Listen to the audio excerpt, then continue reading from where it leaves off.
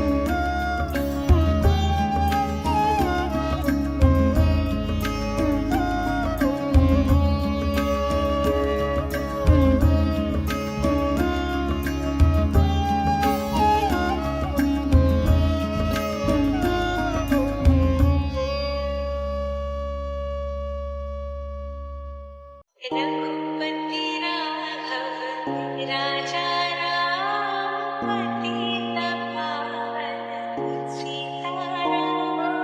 रघुपति राघव राजा राम पतित पावन सीताराम।